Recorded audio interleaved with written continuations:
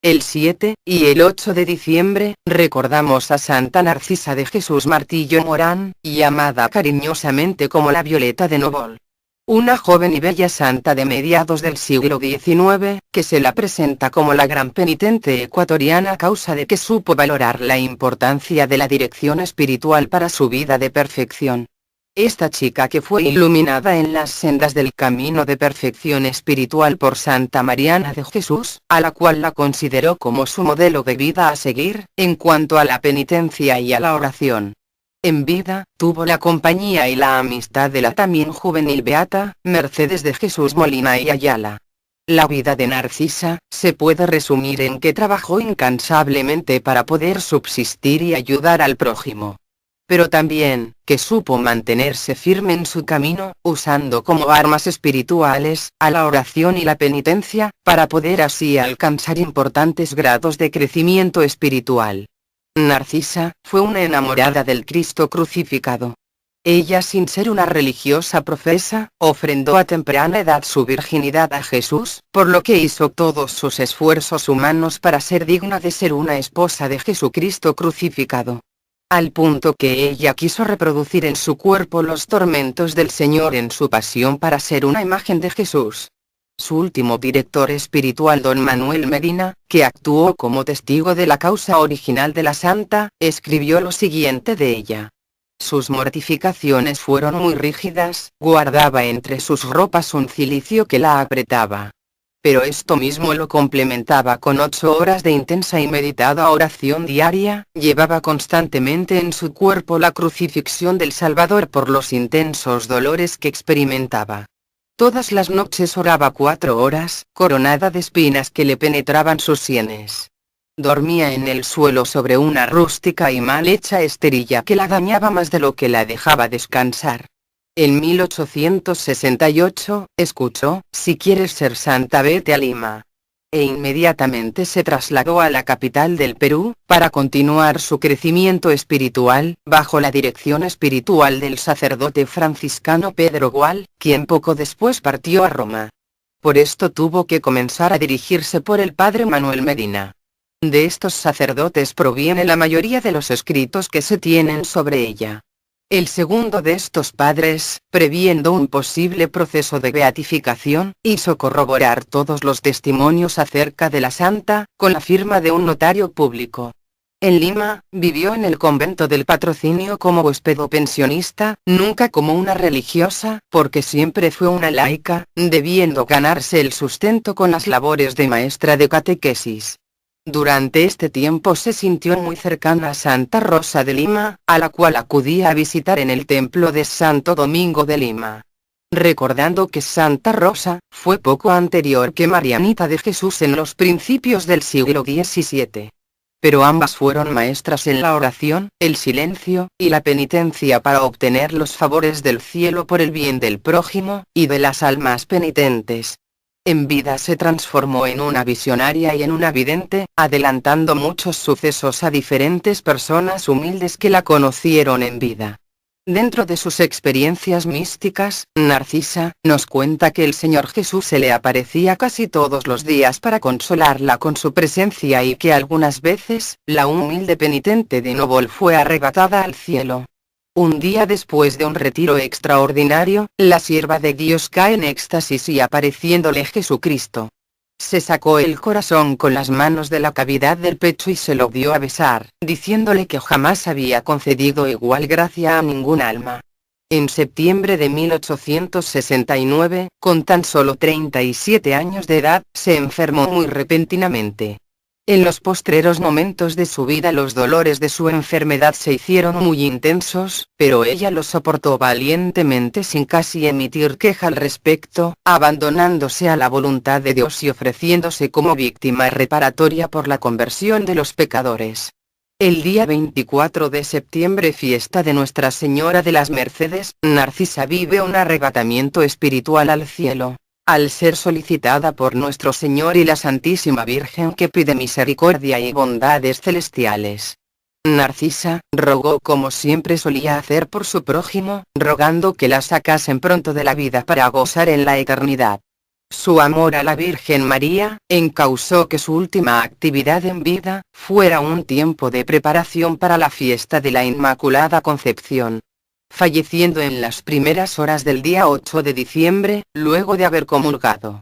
En 1955 su cuerpo es trasladado desde Perú a Guayaquil, en Ecuador, regresando en el año 1972 a su hacienda natal en Novol, lugar donde había nacido y donde actualmente reposa. Narcisa de Jesús Martillo Morán, joven laica nacida hacia los principios del siglo XIX en Novol, es presentada hoy por la Iglesia como un modelo de virtud, especialmente para tantos jóvenes de América Latina que, como ella, tienen que emigrar del campo a la ciudad en busca de trabajo y sustento. En esta joven ecuatoriana que solo vivió 37 años entre continuas mortificaciones y duras penitencias corporales, encontramos la aplicación constante de la sabiduría de la cruz en cada circunstancia de su vida. Ella estaba firmemente persuadida de que el camino de la santidad pasa por la humillación, el ofrecimiento de las penalidades, y la abnegación, es decir, por el sentirse crucificada con Cristo, pero ella también fue una joven que supo acompañarse durante su vida por la Santísima Virgen María, a la cual ella identificaba como su madre espiritual. Otra característica que la une con las jóvenes Rosa de Lima, Mariana de Jesús, y Mercedes de Jesús. Pero para el caso de Narcisa, una de sus últimas alegrías fue al sentir apagarse su vida en el día 8 de diciembre, cuando la Iglesia Universal celebra el día dedicado a María Santísima, la Inmaculada Concepción. Narcisa de Jesús Martillo Morán, la Violeta de Novol, nació en la hacienda San José perteneciente al cantón de Novol, en las cercanías de Guayaquil, Ecuador, en octubre de 1832, justo en la festividad de San Narciso, causa a lo que se debe su primer nombre. Era la séptima entre 9 hermanos y perdió a su madre cuando apenas tenía 6 años de edad, quedando bajo el cuidado de una de sus hermanas. Luego, al ir creciendo, ella misma se convertiría en una segunda madre para sus 2 hermanos más pequeños, aunque se caracterizó siempre por sembrar la paz y la alegría entre todos. No podía ser menos, ya que sobre los juegos infantiles priorizaba la oración que realizaba bien en su aposento o bajo la sombra de un guayabo de la hacienda. Su primer templo fue la naturaleza, que con voces místicas, la invitaba continuamente a la plegaria, al silencio y al retiro. Así se iba perfilando la personalidad de la joven Narcisa en una vida de mujer campesina, trabajadora, entregada a los demás y con experiencia de Dios en la oración. Aunque sus padres eran campesinos que tuvieron posibilidad de haberle dado estudios porque su economía era buena, simplemente aprendió a leer y a escribir, y es que ellos eran iletrados y no apreciaban el valor de la formación escolar. Eso sí, eran trabajadores ejemplares, por lo cual en el pueblo, a nadie le sorprendió que el padre de Narcisa, don Pedro Martillo Mosquera, hombre sagaz para los negocios, fuera nombrado durante un tiempo como teniente corregidor de Novol y de San José. Todos los domingos en una canoa junto a toda su familia se dirigían a Daule. Ella gozaba tanto de ese momento que desde que entraba a la iglesia se extasiaba y la misa la escuchaba con enorme atención y agrado. Cuando comulgaba, su oración era tan ferviente que contemplaba al Señor de los Milagros, el Cristo moreno de la iglesia de Daule. Parece que la muerte prematura de su madre, a la corta edad de 36 años, reforzó su naturaleza ya de por sí dada al recogimiento y al silencio interior. Es una niña que le gusta la soledad activa de la oración. Pasó su niñez y juventud en el campo, creciendo sana y laboriosa en contacto con la naturaleza y conociendo las necesidades y las penurias de los pobres campesinos. Por ello era muy frecuente el verla retirarse a un bosquecillo cercano a la casa, para entregarse libremente a la contemplación de las realidades divinas. El árbol de guayabo junto al cual rezaba, es hoy uno de los lugares más concurrido dentro de las peregrinaciones que se hacen a esta hacienda. Posteriormente, convirtió en oratorio doméstico, un pequeño cuarto de su casa. Además, tenía dotes para el canto y gracia para tocar la guitarra, por lo que era frecuente el escucharla cantando hermosas canciones en honor a Cristo y a la Santísima Virgen. Esta característica marcaría de tal forma a su familia, que en las actas de su proceso, sus familiares la recordarán como una chica silenciosa, trabajadora, alejada de los chismes y comentarios, pero muy alegre y cooperadora, que le gustaba tocar y cantar canciones alegres para el Señor. En septiembre de 1839, con 7 años de edad, Narcisa recibió la confirmación y hasta que cumplió los 15 años no tuvo otro trabajo que el doméstico. A esa edad aprendió a coser y fue costurera de las gentes del entorno. A esa edad, cayó en sus manos la vida de Santa Mariana de Jesús, a la cual la tomó como modelo de vida. Para asemejarse a ella en su abrazo a la cruz, inició un itinerario de mortificaciones y renuncias, ciñéndose un cilicio a la cintura, junto a otras duras penitencias corporales que irían minando progresivamente su salud, a pesar de su fortaleza y capacidad de trabajo. Fue también una de las fundadoras de las Hijas de María, en las cuales participaría frecuentemente en sus acciones caritativas en favor de los más pobres y enfermos, caracterizándose también por dedicar muchas horas diarias a la oración, tal como en principios del siglo XVII lo hicieran Santa Rosa en Perú, y Mariana de Jesús en Ecuador.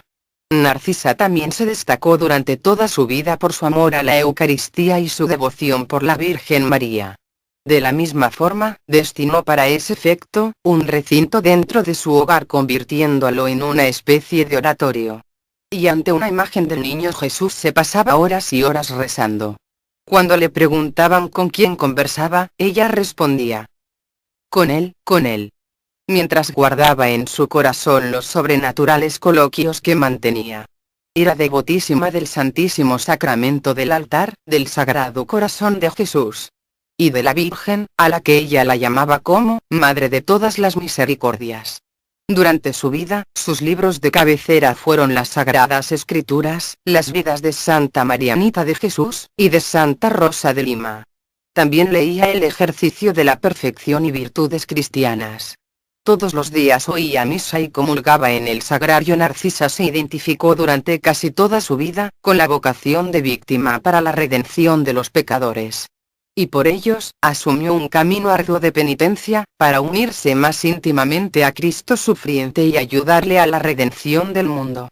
Ella era una incansable, colaboraba en los trabajos domésticos y en los del campo. Era una joven reflexiva, amable, alegre, de carácter dulce y apacible, sumamente buena, obediente, caritativa, compasiva para con los pobres, extremadamente piadosa, amada por todo el vecindario. Por lo que llamó prontamente la atención de los jóvenes del pueblo, porque Narcisa, adicionalmente era una joven muy hermosa, de ojos azules y cabello rubio, esbelta, fuerte y ágil. Pero jamás dio pie a ningún pretendiente porque a temprana edad, se manifestó como una excelente catequista. Por lo que su vida estaba dedicada solo para transmitir el fuego del amor divino tanto a los suyos, como a los niños del vecindario. Le gustaba reunirse con los niños de la hacienda y amigos de los alrededores y les leía catecismo, párrafos de la Biblia, cosas de Dios y de la Virgen. Luego de esto ayudaba a su madre en todos los quehaceres de la casa y rezaba mucho por las noches antes de dormir. Sabía tocar guitarra y cantaba muy lindo. La prueba final, de que preparaba su vida más para la eternidad, que para el mundo terrenal, ocurrió cuando falleció su padre a la edad de 18 años de edad. No reclamó la parte de su herencia, legado que dejó en manos de sus hermanos.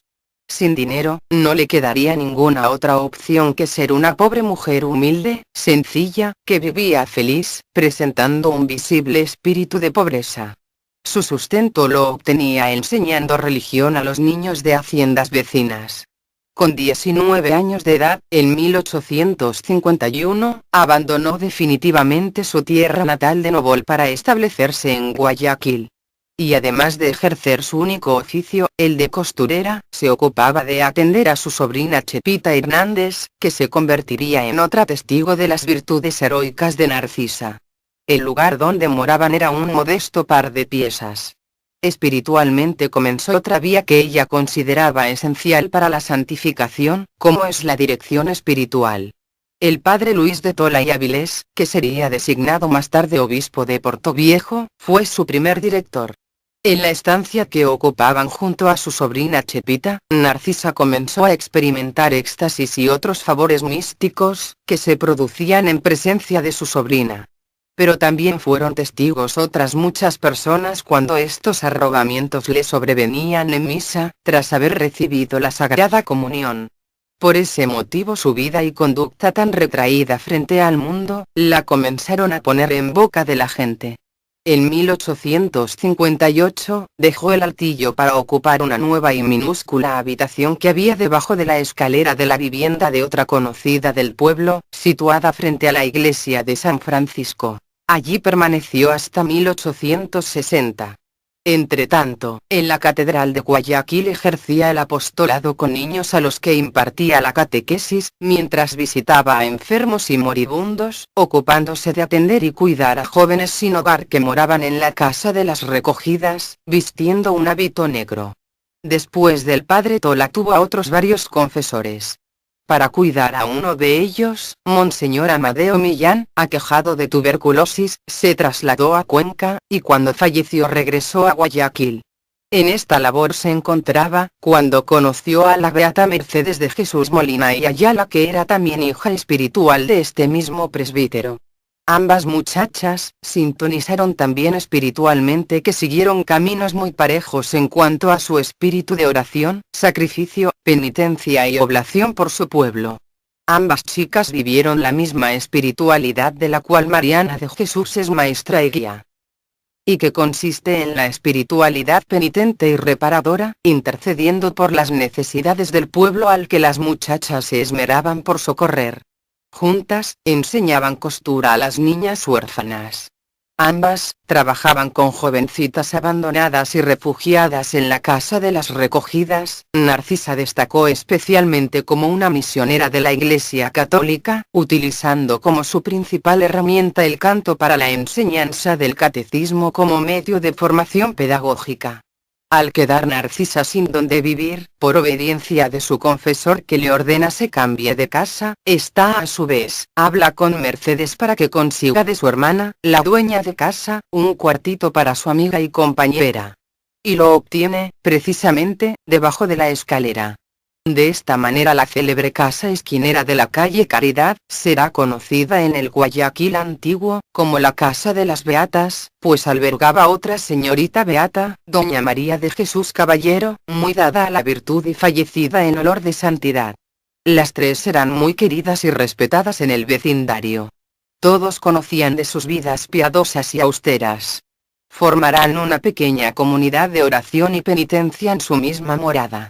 Vivirán unidas en el fervor, porque se conocieron y congeniaron admirablemente, comunicándose sus más íntimos secretos y animándose mutuamente al amor de Dios y al ejercicio de la oración y penitencia. Narcisa ocupaba un cuarto en los bajos y solo salía de él para ir a la iglesia y al comedor, cuando la llamaban a la mesa, y, viviendo juntas, la amistad de estas dos almas crece y se funde en un solo amor a Cristo, que está siempre en medio de ellas animándolas a permanecer fieles a su invitación a seguirle.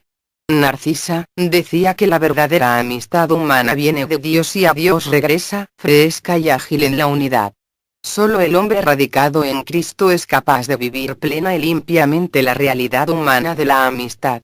Esto fue lo que descubrieron las tres amigas de la Casa de las Beatas, a las que se unió la joven Virginia Vergara Molina, iniciada por su tía Meche en el mismo ideal de santidad y que terminó enclaustrándose entre las Carmelitas de Cuenca. Dirigidas las cuatro por el mismo padre espiritual, don Amadeo Millán, juntas oran, juntas subirán por idéntico camino de santidad y juntas se sacrificarán por los pecadores. Encendidas en la devoción y en el amor de Dios, ellas compartirán sus experiencias para alentarse mutuamente, fortalecerse en la amistad y ayudarse totalmente en esa ley tan singular que es la santidad. Estas muchachas vivirán siempre revestidas de Cristo y transformadas en su imagen. Años después, al bajar Narcisa de Cuenca, para enterrar a su querido padre Amadeo, víctima de la tisis galopante, que lo llevó a la tumba en el año 1867, encuentra que su amiga Mercedes, ya no vive en la casa esquinera de la Plaza Mayor. Para la santa, esto significó un llamado para vivir siguiendo un ideal de heroica caridad. por lo que abandona a los suyos, para ir a servir a Cristo, en la persona de las niñas huérfanas y abandonadas. Es ahora la directora de la Casa de las Recogidas, asilo fundado por el padre Miguel Franco y doña Juana Marín de Molina, quien dona para este fin, su amplia casa ubicada en el Bajo, barrio hacia el norte de la ciudad, poblado de quintas y huertas. Al morir su padre espiritual, también Narcisa se encuentra sola y abandonada. Esta chica necesita un hogar. Mercedes otra vez le abrirá las puertas de su nueva casa. Juntas cooperarán en la formación de las huérfanas. Juntas las pondrá su nuevo padre espiritual y director de la casa, el jesuita Luis Segura, superior del convento de San José, que trabaja con ilusión en la buena marcha del asilo. Félix descubrirá en Mercedes y en Narcisa, las auxiliares eficaces en esta obra de caridad y promoción. Narcisa enseñaba costura a las huérfanas. Lo cierto es que vivirá por corto tiempo al lado de Mercedes, antes de viajar a Lima. Para Narcisa, la aventura de esta amistad, que por sendas diferentes pero convergentes, llevó a estas dos costeñas, por los caminos de Dios. Amistades en la que se ayudaron mutuamente a escalar las cimas de la más alta y auténtica santidad cristiana. Mientras vivió en Guayaquil fue una de las primeras pertenecientes a la Asociación Piadosa de Hijas de María, cuyo programa consistía en la práctica de las virtudes cristianas y en las obras de apostolado y caridad. En 1868, Pedro Gual, uno de sus directores, la invitó a Lima, diciéndole: «Si quieres ser santa vete a Lima», para lo cual le ofrece el ser recibida en el retiro del Beaterio de Nuestra Señora del Patrocinio, que las religiosas dominicas poseen en el Paseo de los Descalzos cerca de su propio convento. Narcisa nunca pensó en ser una monja, sino que decidió ser una mujer laica, pero retirada de la vida mundana. Ella eligió libremente dedicarse a la vida de piedad, ya que este era el objetivo principal, por no decir único, de su viaje a Lima, participando en las diferentes actividades comunitarias, muchas de las cuales las vivió al igual que las religiosas de Santo Domingo. Ella solo se alojaba en el Beaterio de Nuestra Señora del Patrocinio, costeándose sus necesidades con su propio trabajo y la ayuda económica que el padre Gual obtuvo de una persona pudiente de Lima. Sin embargo, este sacerdote la dirigió hasta que abandonó Lima. Entonces la dejó en manos de otro confesor. Narcisa, por su cuenta, intensificó sus penitencias. Eran de tal calibre que los cercanos preocupados la alertaban respecto a las consecuencias que podían tener para su salud. Pero Narcisa las tranquilizaba, diciendo que sus mortificaciones, sus oraciones y su silencio, eran un arma para enfrentar al maligno, el que ella aseguraba que andaba tras ella.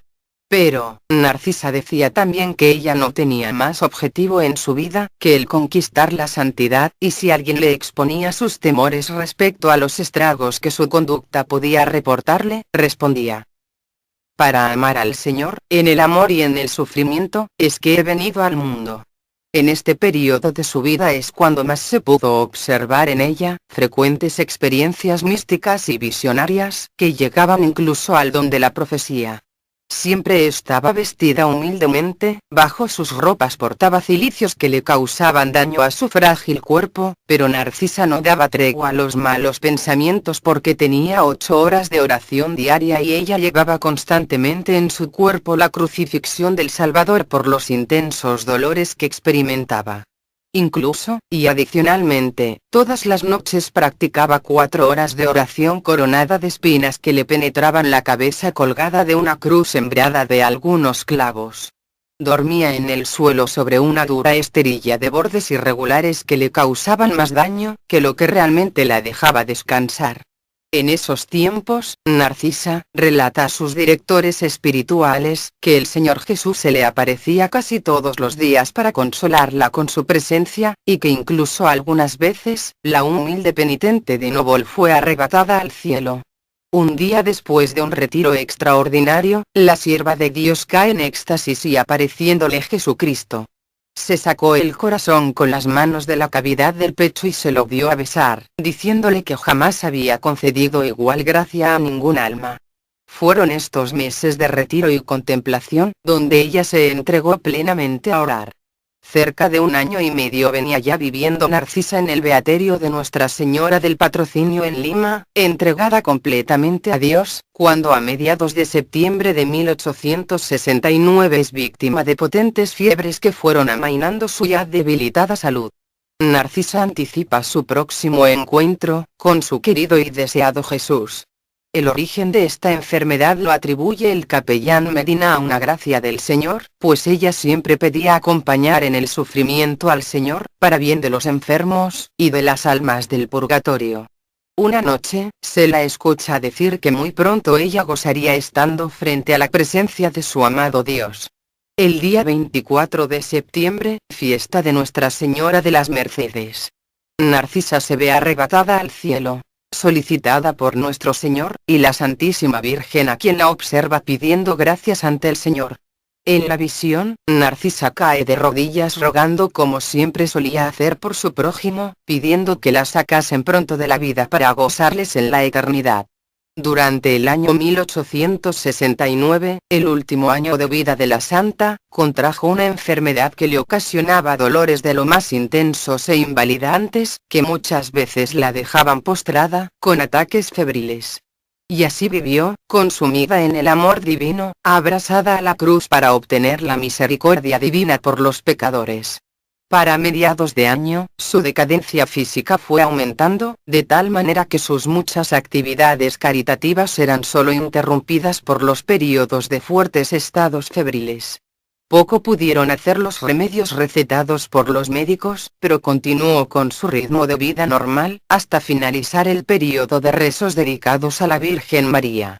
Celebrando a principios de diciembre con gran gozo, y vestida de blanco, la Eucaristía en la solemnidad de la Inmaculada Concepción.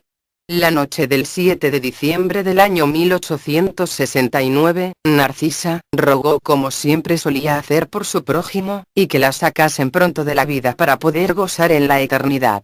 Entonces, Santa Narcisa luego de la cena, comentó en son de broma, que ella se sentía lista para realizar un largo viaje. Nada hacía temer un desenlace. Y hacia los inicios del día 8 de diciembre, día dedicado a la Inmaculada Concepción, pasada la medianoche la hermana veladora al pasar por delante de la humilde pieza de Narcisa, advierte que un resplandor extraordinario salía por los resquicios de la puerta, al mismo tiempo que un perfume suavísimo se difundía desde la habitación. La superiora acudió al momento, informada por la veladora. Narcisa estaba muerta. Pero las testigos pudieron apreciar el cuarto lleno de vivísima luz, impregnado de un perfume muy intenso. Era el miércoles 8 de diciembre del año 1869. Todo el día jueves, todo el viernes y la mañana del sábado, hasta el momento de la misa de cuerpo presente, el cuerpo de la sierva de Dios quedó expuesto. El comisario del cuartel quinto de Lima, acudió al hospicio para investigar el por qué no se le había dado sepultura después de 3 días, para preguntar la razón por la cual se infringía el reglamento de policía, dejando el cadáver insepulto. El coronel Cortés entró en la estancia donde se estaba velando a la difunta y no pudo menos que maravillarse en observar la bella y juvenil, conservando aún el color natural de una persona viva, del que no emanaba ningún mal olor. Inmediatamente dicha autoridad dio cuenta al prefecto de la ciudad, que era el general Andrés Segura. De ahí en adelante, su fama de santidad se difundió rápidamente por todo el pueblo. Pronto su veneración se extendería tanto por todo el Ecuador, como por el Perú. Siendo respetada tanto por su humildad y dedicación a la oración, como por su amor profesado en vida hacia los niños y las mujeres desprotegidas. Ella tenía solamente 37 años de edad. Dios quiso que falleciera en esa festividad de la Inmaculada Concepción, tan amada por ella. Tras un vestido blanco y una máscara de cera permanece oculto lo que para muchos es un misterio y a la vez testimonio de fe, el cuerpo incorrupto de la Santa de Novol, Narcisa de Jesús Martillo Morán. Miles de devotos, de todas partes del Ecuador, se acercan a diario a la urna de cristal en la que reposan sus restos en el santuario de ese cantón. Recordando que esta jovencita le había hecho ofrenda al Cristo de sus sufrimientos por los frutos del Concilio Vaticano I que justamente inauguraba en la misma fecha de la muerte de la santa, el Papa Pío IX. correspondiéndole a San Juan Pablo II el beatificarla, el 25 de octubre del año 1992. Siendo finalmente canonizada por Benedicto XVI, el 12 de octubre del año 2008. Oh, Señor, que nos regalasteis a Santa Narcisa de Jesús, flor auténtica de las tierras ecuatorianas, concédeme tu luz y tu fuerza para que pueda ser como ella. Amó a su tierra tropical y caliente, su río fecundo y cantarino, y dio su vida por un gran ideal. Ayúdame, Señor, a vivir como ella la Pascua diaria de mi vida, muriendo al yo egoísta, para madurar en el amor a Cristo y a los hermanos. Te pido tu gracia y tu favor por la intercesión